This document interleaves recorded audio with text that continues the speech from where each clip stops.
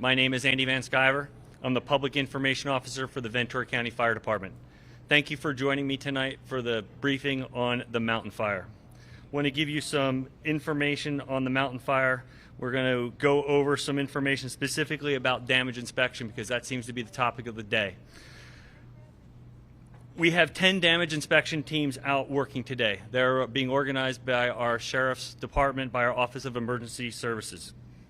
Their process is to go through and identify all the houses and all the conditions that they may be in, that it could be undamaged, damaged, or destroyed. This is a slow process because we have to make sure that the properties are safe. That means the gas lines and the electrical and all our hazards have to be secured before the teams enter onto the properties. Currently, the teams have completed 298 inspections. Of this, the teams discovered 88 were damaged and 132 were destroyed. This is an ongoing process. It's going to take time for us to get through all the properties. Our intent to be as transparent as possible and keep you updated with this information as we move forward. We've had a busy day on the fire line today, and I would like to now bring up our operations chief.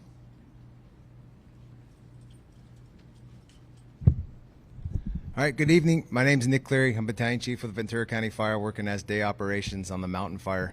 So not having a map, I recommend that you guys go to any of the websites to look at the map. So as I'm talking and describing it stuff, you can kind of reference it back as I'm talking about it. So we'll go into Camarillo proper, which we're calling Branch 1. That's the Camarillo Heights. No significant growth in the perimeter today. A very good day of mop up around the structures. There's a lot of unburned islands of fuel in there that didn't ignite during yesterday's wind event, and so crews had to get back in there and cut those out using hand crews and engine companies. They also had to go kind of house to house, road to road, and some of the areas have opened a fuel line and put direct hand lines so the perimeter didn't grow. But lots of calls for service in that area. Good work was put in by all the engine companies. It's going to continue for multiple days. There's a lot of houses that need to be mopped up completely because if we don't do that, then there's potential for that to extend to any of the houses that weren't affected. But good, it was a good day in Branch 1 today, which we're calling Camarillo Heights, and we'll be continuing that for the next plan tomorrow.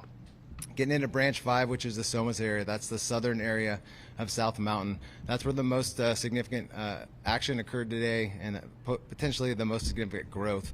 So we'll talk about Stockton Road, Waters Road, Bigsby Road. That's all in the southeast corner of the main body of fire. The fire hooked around and got established with that northeast wind. We were able to get crews. We even pulled some from the fire stations today to engage off Waters Road to protect structures.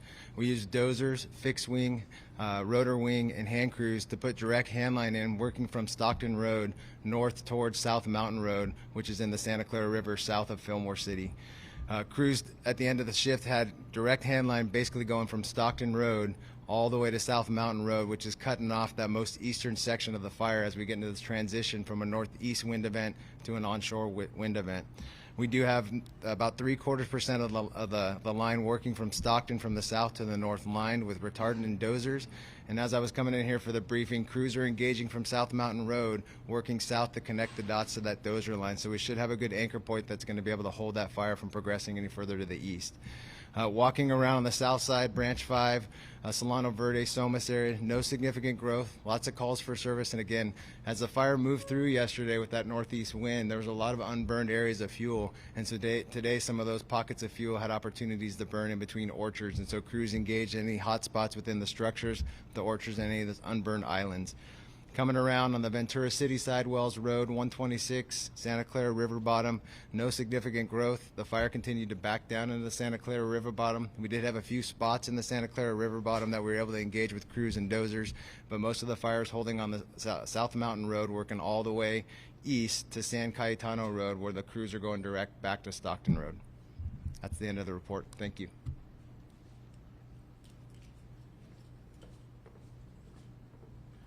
Good evening. My name is Dr. Ariel Cohen, and I'm the meteorologist in charge of the National Weather Service in Los Angeles, Oxnard.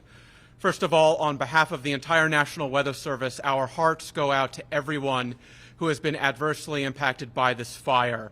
We're continuing to work round the clock with all of our partners in the fire agencies and emergency management to ensure that everyone has the information that they need to be able to effectively combat the fires and also support the relief and recovery efforts. At this point in this major, very strong Santa Ana wind event, it's on the decrease at this time. Winds are subsiding over the lower elevations while remaining still gusty across the higher elevations.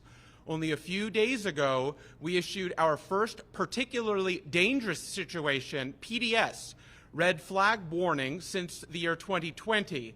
That indicates the most extreme of volatility of weather parameters coming together to support explosive fire development and the development of very large fires. Unfortunately, this came to fruition, and we see this with the mountain fire. At this time now, all PDS, again, particularly dangerous situation red flag warnings, have been cleared across our jurisdiction of Southern California.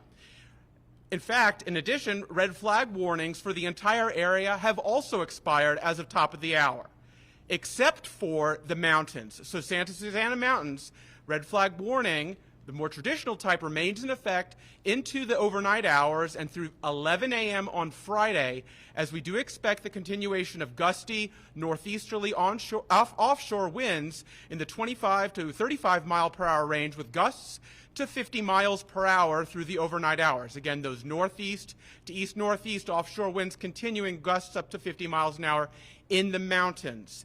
By the time we get to 11 a.m. tomorrow, the winds will further subside across the region, and we are not expecting any red flag warnings to be in effect for the area. Now, we're still going to have dry conditions settle over the region. However, by later tomorrow, especially after 1 or 2 o'clock, we're going to get reversal of that flow, and onshore winds begin to kick in, and they'll begin to spread a weak marine layer onshore a bit, bring relative humidities up, and also have the potential to redirect any ongoing fire. So that'll be something to keep in mind as we go forward. When we get into the daytime on Saturday, that onshore flow is going to have a much wider impact across southern and central Ventura County, and we would expect that that will also moisten the area as well. Looking further ahead, unfortunately, we are looking at the potential for another weak to perhaps moderate Santa Ana wind event to bring the potential for critical fire weather conditions as we head into the early and midweek time frame of next week. So we encourage everyone to continue to monitor the latest information from the National Weather Service. Thank you.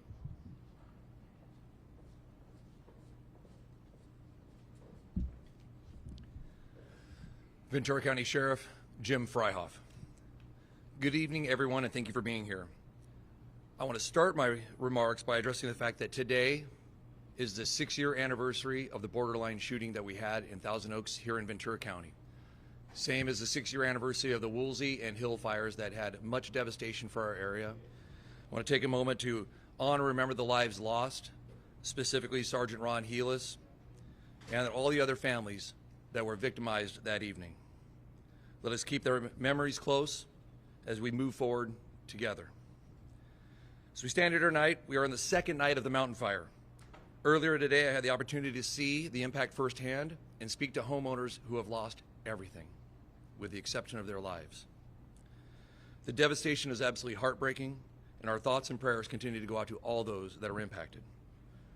I would like to thank Governor Newsom for coming and touring the area today and signing the emergency proclamation declaring Ventura County a state of emergency to give us the much needed assets and resources that we need. I urge everyone to stay out of the areas that are impacted. The fire is still very dangerous. The winds have not completely deceased. We have numerous firefighters out. It's now dark. I don't want any of our first responders getting hurt, so please stay out of the area. On the injuries, we've had 10 confirmed injuries from the fire, most of which were smoke inhalation and otherwise non-life-threatening. To date, we've evacuated over 400 homes, 250 residents choosing to stay and protect their homes, and there were 800 homes that no one was home, so assuming they had either left before we arrived, were at work, or otherwise out of town. I want to commend our deputies for their heroic actions, ensuring the safety of our community during this difficult time. Yesterday, several of our deputies helped evacuate 4 patients and 2 caregivers from a senior care facility in Camarillo. My deputies, volunteers, and search and rescue teams continue to be dedicated and showing incredible courage going into areas that are extremely dangerous to evacuate those in danger. At this point, we have not started to repopulate the area. We still have significant work to do before we can do that. We need to ensure that we are cooperating with SoCal Edison, and SoCal Gas to make sure the areas are safe for repopulation.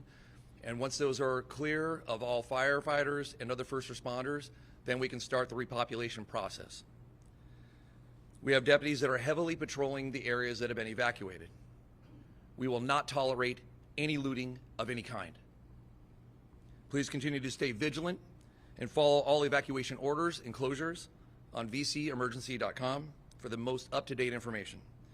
We remain fully committed to deploying every resource we have to fight this, and we look forward to the end of this event altogether. Thank you.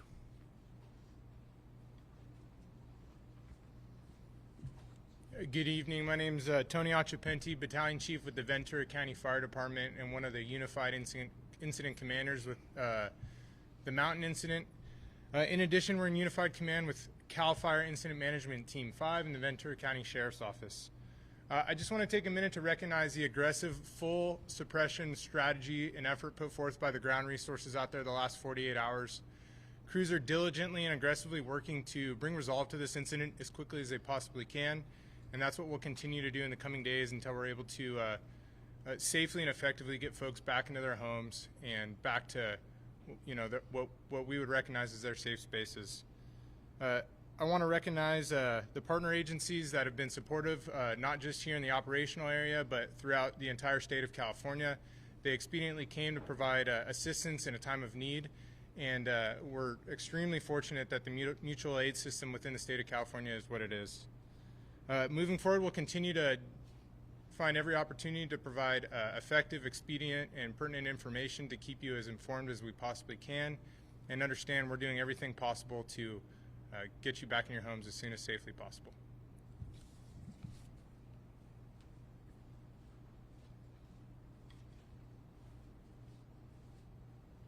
Okay, good evening, everybody. Dustin Gardner, County Fire Chief. I want to reiterate a couple things. One, I want to say thank you to all our responders, our mutual aid system, and all of our partners. As the sheriff said, the governor came down today, and with the governor came the director of CAL FIRE and his entire executive staff. And it showed the strength and partnership we have being a contract county here in Ventura, accepting responsibility for the state, or the SRA, the State Responsibility Area Watershed. As the Ventura County Fire Department, we act as a contract county for CAL FIRE. When incidents like this get up and going and expand the capacity of the Ventura County Fire Department, CAL FIRE, as you saw our unified IC up here with Team 5, they do not hesitate. They're here with us instantaneous, and an entire Type 1 IMT mobilized by this morning with a call yesterday afternoon, which is an amazing partnership, and I want to acknowledge it. We've got our working relationship with CAL FIRE has never been better. We appreciate your support being here. We appreciate all our Team 5 members being here, and we look forward to the next few days of getting this under control. We will remain in unified command with CAL FIRE. We'll have embedded ICs, as you just saw up here, and embedded ops chiefs, and the sheriff will stay embedded with his staff. So you will see your community firefighters out there along with all of our mutual aid partners. For those in our impact areas, I was with the sheriff today and the governor as we drove around and saw the devastation, and it is truly devastating, and our hearts absolutely break and go out to you. Over the next few days, as you repopulate, you will see yellow Ventura County Fire Department pickup trucks driving around those areas. You'll see lots of fire trucks, but you'll see specifically small pickup trucks with 2 firefighters in them. Those are community liaisons, community representatives out there to assist you. If you need help, grab them. If you're going through your house and want help lifting something, moving something, sifting through something, dealing with damage, grab them. They're there for you. We want to show that we're out there. We want to be there with you. We were there yesterday. We're here today. We'll be there again tomorrow. So we will stay with our community until the very end and through this all. I want to thank all our firefighters. As Chief Ochupini said and Chief Cleary said, it was a significant 36-hour firefight. We had many firefighters that they were out on the line until this evening. They fought fire for 36 straight hours, which is that's a feat of human strength, and it's dangerous, it's damaging, and it shows their commitment. I want to thank them. Tonight, you'll hear and you'll see, much like last night, we're going to fly all of our heavy helicopters again tonight. That's a very unique opportunity we have here in Ventura County. We partner with Southern California Edison, Los Angeles County, Orange County, and myself on a QRF called a Quick Reaction Force Helicopter Force, and they fly at night, and they drop retardant in unison, 3,000 gallons at a piece, along with our Firehawk helicopters. So while the wind dies down, We'll take full advantage of the weather. We'll take full advantage of the lower temperatures, and we'll continue to put as much fire as we can out. And with that, I will end my part, and we'll start taking questions, Andy. Oh, no. Wrong. Thank you, Chief. My name is Kelly Law. I'm your County Supervisor Chair. And on behalf of the Board of Supervisors, I want to say thank you to everyone who has been helping us fight this fire. Our first responders, thank you. All of our mutual aid, thank you. We really appreciate the cities, the state, the federal, all the agencies coming together to work for our county. We've had a lot of hard times in Ventura County, but we are very resilient, and I really want to say thank you to the coordination that is going. I don't think we have the best county ever, because this coordination only happens here is what I hear, and I hold that true. Everyone is fighting for our community, for their houses, to really just cut this fire. And I wanted to say thank you to our city elected officials, our state officials, federal. We've got the city mayor for Tony Trembley's here, Assemblywoman Jackie Irwin, Steve Bennett's been here, Senator Monique Lamone, Congressman Julie Brownlee. We have our supervisors Jeff Garrell, Vianney Lopez, Janice Parvin, and myself. All of us are working behind the scenes, trying to make sure the funding is here, the resources are here, and that everyone is aligned to help, working with our water districts and everybody. So just say thank you, our CHP. Please listen to what is being told to you. Go to vcemergency.com for the latest information. As you know, we're already working on recovery. You'll find that information there too. Please be safe out there, and have a wonderful night. Thank you. Thank you, Supervisor Long. As we transition into the question and answer session, we're going to bring each of the speakers back to the reporters can ask a question. I also wanted to add the acreage and the containment as we transition into that. The latest acreage is 20,484 acres, and we're still at 0% containment. With that, we're going to bring up our Operations Chief, Nick Cleary, for questions.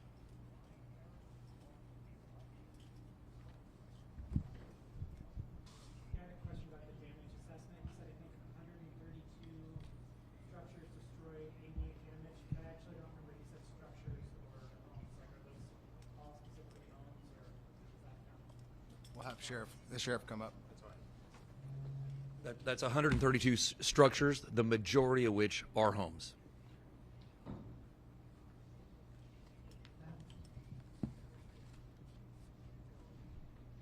Were those predominantly in the Camarillo Heights area, those homes, or was it kind of spread out?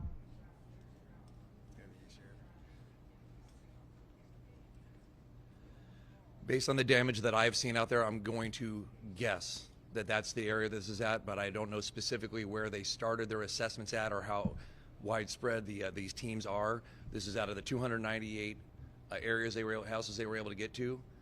This is the number we have. I don't know what the total number of houses are either, so I don't know what percentage of the evaluation has been complete, but I suspect they went to the hardest hit areas first because we knew there was a lot of damage there. Thank you.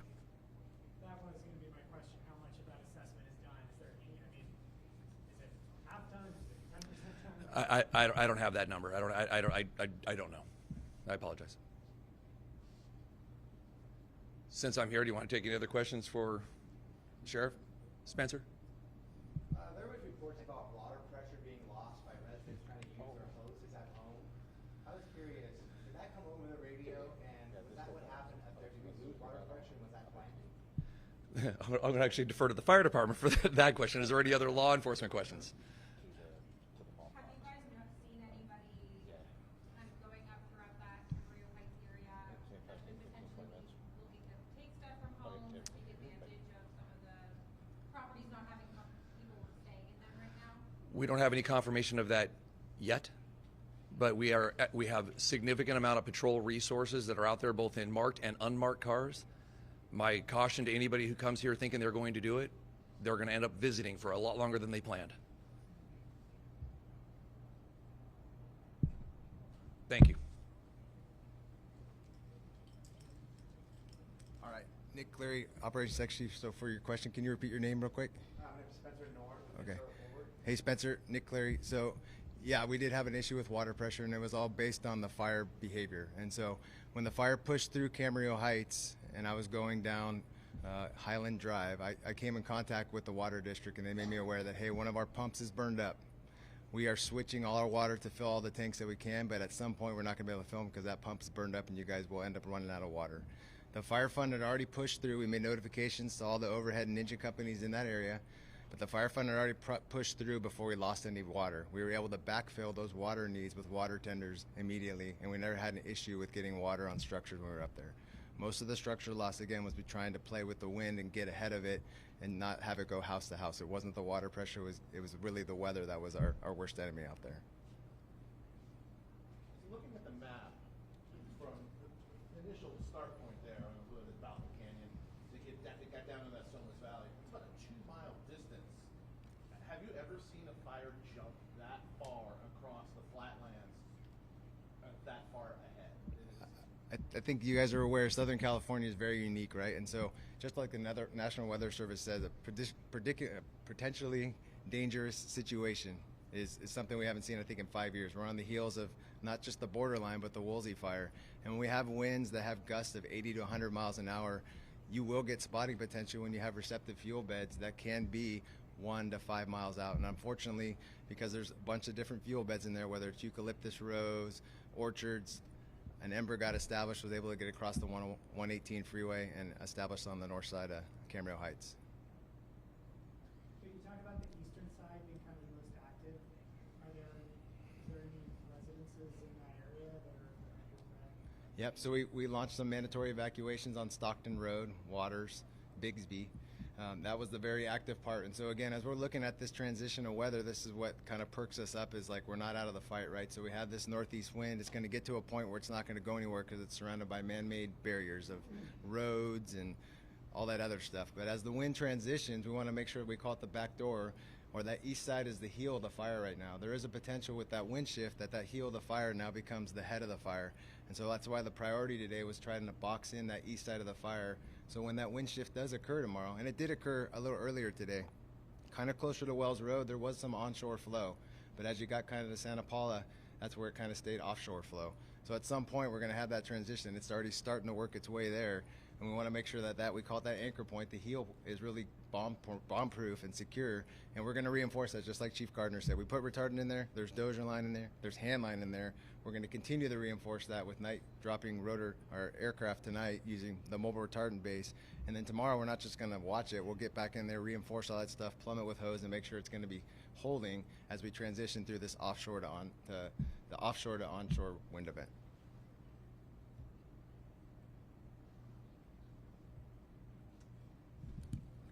Thank you. Next up, we're going to have our incident meteorologist, but before we get to him, I want to make a correction. I had misspoke with regarding the containment. The containment is at 5%. Are there any weather questions? I have a question actually about, so one of the things that some of the folks that I'm talking with about in the, again, the Camarillo Heights area is that they felt like there were maybe some microclimates that helped protect certain homes from being burned versus others. I don't know if you've been up there, but it's like one house is completely gone and then next to it is still there, or just a little bit down the hill. I'm curious if that is accurate, or if you can speak to that at all. What we really encourage people to do is not look at the details of that when we're dealing with a widespread, particularly dangerous situation, red flag warning. Everyone is susceptible and vulnerable to getting the extreme impacts of very rapidly spreading fires. With regard to whether one home or another home gets hit, there could be some variability there in the details of the airflow as it moves through the terrain. But the possibility exists amidst all of that randomness for every location to be hit. And so everyone needs to be prepared when we're issuing these red flag warnings, and especially particularly dangerous situation red flag warnings for that threat to exist. Don't rely on microclimates when it comes to staying safe.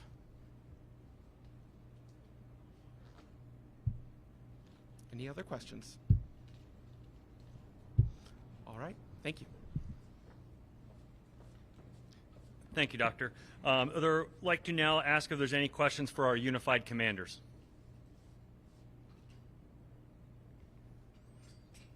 Moving on. You mentioned 5% containment. Do you know where that is? Geographic area is? We'll work on getting a map up that shows where that 5% is. Any questions for our unified commanders? Any questions for our Fire Chief Dustin Gardner?